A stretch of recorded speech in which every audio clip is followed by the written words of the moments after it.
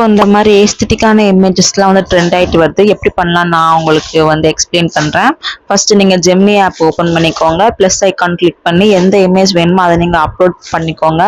தென் நான் ப்ராம்ப்ட் வந்து டிஸ்கிரிப்ஷனில் கொடுத்துருக்கேன். அதை நீங்கள் அப்படியே எடுத்து இங்கே வந்து காப்பி பேஸ்ட் பண்ணிவிட்டு பண்ணாலே உங்களுக்கு அந்த இமேஜ் வந்து ஜென்ரேட் ஆயிரும். அதை நீங்கள் வந்து டவுன்லோட் பண்ணிக்கலாம்.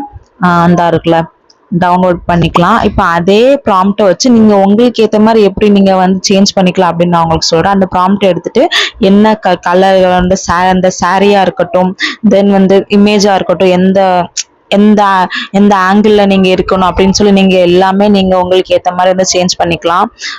நான் வந்து கோல்டன் கலர் சாரியும் ஸ்ட்ரெயிட் ஆங்கிள் இருக்கிற மாதிரியும் எனக்கு வந்து பீச் பேக்ரவுண்ட் இருக்கிற மாதிரி அப்படின்னு சொல்லி நான் வந்து சேஞ்ச் பண்ணிட்டேன்.